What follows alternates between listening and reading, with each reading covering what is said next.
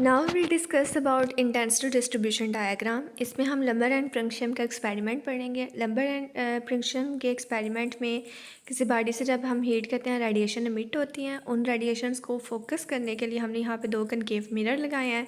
Fluorescent prism से पास होकर concave mirror से रिफ्लेक्ट होकर रेडिएशंस थर्मोपोल या रेडिएशन अब्जॉर्ब करने वाली बॉडी के ऊपर फॉल करती हैं, जहाँ पे हम लोग ग्राफ ड्रा करेंगे इंटेंसिटी और वेव लेंथ के दरमियान। अब इस ग्राफ के अंदर का जो सारा एरिया है वो एनर्जी को शो करेगा, और यहाँ पे हम देखेंगे कि टेम्परेचर के लिहाज से जो एनर्जी की डिस्ट्रीब्यूशन है वो यूनिफॉर्म नहीं बल्कि energy is non uniformly distributed in radiation spectrum of the body at a given temperature. तो इससे हमें ये पता चलता है कि जो एनर्जी है वो with respect to temperature uniformly distributed नहीं होती।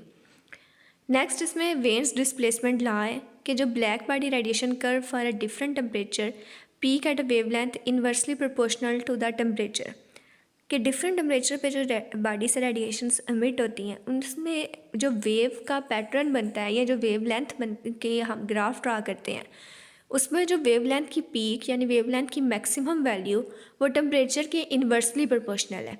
अगर हम इसको मैथमेटिकली लिखें तो lambda maximum is inversely proportional to T, जिसमें अगर आप प्रोपोर्शनैलिटी साइन रिमूव करोगे तो कांस्टेंट यूज़ करोगे सी, तो lambda maximum is equal to C over T. C आपके पास स्पीड ऑफ लाइट है जिसकी वैल्यू 2.898 क्रॉस 10⁻³ है। यहाँ से हमें ये पता चलता है अब ये जो टी है ये यहाँ पे डिवाइड हो रहा है, दूसरी साइड में जाकर क्या हो जाएगा मल्टीप्लाई। तो अगर आप मैक्सिमम वेवलेंथ और टेम्परेचर का प्रोडक्ट लें तो वो हमेशा हमारे पास कांस्टेंट रहेगा, वो कांस्टेंट वैल्यू के इक्वल आएगा, डैट इज़ 2.898 क्रॉस 10⁻³ ये हमारे पास रेडिएशन इंटेंसिटी ग्राफ है जिसमें हमने इंटेंसिटी वाई एक्सिस पे और वेवलेंथ एक्स एक्सिस पे ली है। जैसे जैसे हम वेवलेंथ इंक्रीज़ करते जाते हैं, वेवलेंथ के इंक्रीज़ होने से इंटेंसिटी इंक्रीज़ होती है, फिर एक पॉइंट पे आके वेवलेंथ की मैक्सिमम वैल्यू होती है उसके बाद फर्दर इंक्रीज़ करने पे वेवलेंथ की इंटेंसिटी क्या हो जाती है, डिक्रीज़ हो जाती है। नेक्स्ट हम इसमें टेम्परेचर का अगर इफेक्ट देखें तो 1000 केल्विन पे जो ग्राफ है उसकी कर्व की पीक कम है, 1200 पे उससे ज़्यादा, 1450 पे उससे ज़्यादा और 1650 पे मैक्सिमम। तो टेम्परेचर की इंक्रीज़ करने से इंटेंसिटी क्या होती है, इंक्रीज़। वेवलेंथ के इंक्रीज़ होने पे इंटेंसिटी पहले इंक्रीज़ होगी फिर मैक्सिमम पॉइंट पे आएगी, उसके बाद जो है इंटेंसिटी डिक्रीज़ होना शुरू हो जाएगी। For all wavelength, an increase in temperature causes an increase in energy emission.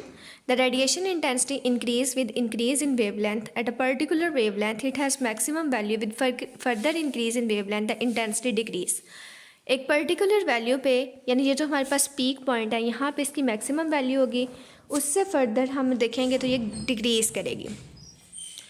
अब इस ग्राफ का जो अंदर वाला पोर्शन है ये हमें एनर्जी को शो करेगा। यहाँ पे एरिया जो अंडर द कर्व है, the area under the curve represent the total energy radiate per second per square metre overall wavelength at a particular temperature. तो ये अंडर द कर्व जो एरिया ये इंटेंसिटी को यानी एनर्जी पर second per square metre को show करता है। इंटेंसिटी हमारे पास क्या होती है, एनर्जी पर unit area per unit time. Stefan Boltzmann law क्या कहता है कि यहाँ पे जितना भी एनर्जी रेडिएटेड होती है ब्लैक बॉडी से per square metre per unit area वो डायरेक्टली प्रोपोर्शनल है फोर्थ पावर ऑफ टेम्परेचर या एब्सोल्यूट टेम्परेचर के। इसको हम मैथमेटिकली लिखें तो E directly proportional to T4। Proportionality sign remove करें तो कांस्टेंट यूज़ करते हैं sigma which is Boltzmann constant, E is equal to sigma T4। Sigma Stefan Boltzmann constant है और इसकी वैल्यू 5.67 क्रॉस 10⁻⁻8 वाट पर मीटर स्क्वायर पर केल्विन 4। अब जो एरिया अंडर द कर्व है ये इंटेंसिटी को शो करता है रेडिएशन से। Boltzmann law can be stated as the energy radiated per second per unit area is directly proportional to fourth power of absolute temperature, कि जो एनर्जी है radiations की वो fourth power of absolute temperature के directly proportional है। Proportionality sign remove करने पे हमने जो कांस्टेंट यूज़ किया उसको हम स्टीफन बोल्ट्जमैन कांस्टेंट कहते हैं। नेक्स्ट है प्लांक्स अजम्पशन। अब प्लांक्स अजम्पशन में ये 1900 में जर्मन फिजिक्स मैक्स प्लांक्स ने सजेस्ट किया कि जो रेडिएशन एमिट होती हैं वो कंटिन्यूस नहीं होती बल्कि वो एमिट या अब्जॉर्ब होती है in the form of indivisible packets called quanta, कि जब भी बॉडी हायर से लोअर ऑर्बिट में जंप करेगा कोई इलेक्ट्रॉन तो वो जो रेडिएशन एमिट करेगा वो रेडिएशंस जो हैं वो इन फॉर्म ऑफ फोटॉन्स यानी डिस्क्रीट पैकेट्स की फॉर्म में एमिट करेगा। इसमें एनर्जी जो है वो डायरेक्टली प्रोपोर्शनल है फ्रीक्वेंसी के, energy quanta is proportional to the frequency. Proportionality sign remove करने पे हम कांस्टेंट यूज़ करेंगे एच, जिसको प्लांक्स कांस्टेंट कहेंगे, और इसकी वैल्यू 6.63 × 10⁻³ जूल सेकेंड। प्लांक्स को अपनी इस डिस्कवरी पे कि जो एनर्जी है वो क्वांटम पार्टिकल्स या क्वांटा की सूरत में वहाँ पे रिलीज़ होती है, इस डिस्कवरी पे उसे नोबेल प्राइज़ मिला 1918 पे। यहाँ पे हमने एनर्जी इलेक्ट्रोमैग्नेटिक स्पेक्ट्रम ड्रा किया है, जिसमें हमारे पास गैमा रेज़ की जो वेवलेंथ है वो 10⁻⁻14 है। एक्स रेज़ हैं, ultra violet, visible, infrared, microwave, short radio waves, television, AM और लॉन्ग रेडियो वेव्स। और अगर लॉन्ग रेडियो वेव्स की वेवलेंथ देखी जाए तो वो 10⁻4 से 5 है। तो जो शॉर्ट वेवलेंथ वाली होगी, जिनकी वेवलेंथ कम होगी, वो रेडिएशंस बिहेव करती हैं एज अ वेव, और जिन रेडिएशंस की वेवलेंथ ज़्यादा होती है वो बिहेव करती हैं एज अ मैटर। तो नेक्स्ट हम इसमें डिस्कस करेंगे आइंस्टाइन फोटॉन थ्योरी। अब आइंस्टाइन का पोस्टुलेट क्या करता है कि जो लाइट है वो कंसिस्ट होती है टिनी बंडल्स ऑफ इलेक्ट्रोमैग्नेटिक एनर्जी, जिनको हम क्या कहते हैं, फोटॉन्स कहते हैं। फोटॉन्स हमारे पास क्या है, टीनी पार्टिकल्स ऑफ एनर्जी, या फिर हम लोग उसको इलेक्ट्रोमैग्नेटिक एनर्जी के पैकेट्स कह सकते हैं, डिस्क्रीट पैकेट्स ऑफ एनर्जी जिनको फर्दर हम डिवाइड ना कर सकें। अब ये जो इनडिवाइजेबल टिनी पार्टिकल्स हैं इनको हम फोटॉन कहते हैं। अगर हमारे पास एक लाइट की बीम है जिसकी वेवलेंथ लैम्डा है, तो उसके अंदर एक स्टीम ऑफ फोटॉन्स होगी, सारे के सारे फोटॉन सी स्पीड के साथ मूव कर रहे होंगे, उनकी जो एनर्जी होगी वो HF होगी।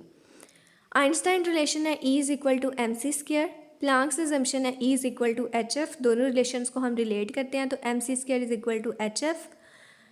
ये यहाँ से एक C दूसरी साइड पर जाकर डिवाइड हो जाएगा, mc=HF/c।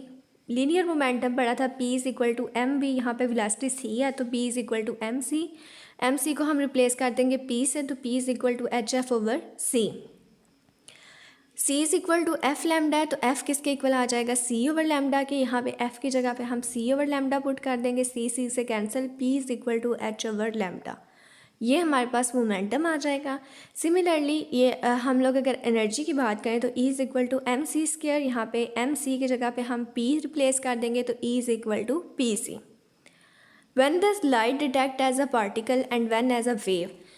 जब हमारे पास रेडिएशंस की वेवलेंथ कम होगी, जैसे गैमा रेडिएशंस हैं, तो वो as a wave easily detect हो सकती हैं। लेकिन जैसे हमारे पास रेडियो वेव्स हैं उनकी वेवलेंथ ज़्यादा है तो वो एज अ वेव डिटेक्ट नहीं हो सकती, उनको वो बिहेव करती हैं एज अ पार्टिकल। और इसके अलावा जब भी लाइट जो है वो ट्रैवल कर रही होती है, जब रेस ट्रैवल करती हैं तो वो एज अ वेव बिहेव करती हैं, जब वो किसी मैटर से जाके कोलाइड करती है तो वो बिहेव करती है एज अ पार्टिकल। तो क्वांटम इफेक्ट जो है सिर्फ और सिर्फ ये डोमिनेंट है एटॉमिक साइज ऑब्जेक्ट्स के लिए। अगर हम प्लांक्स कांस्टेंट की वैल्यू देखें तो वो भी हमारे पास 6.63 × 10⁻⁻34 है। तो जिन पार्टिकल्स, जिन रेडिएशंस का साइज़ कम होगा, सिर्फ उनमें क्वांटम इफेक्ट डोमिनेंट होगा। Thanks for listening.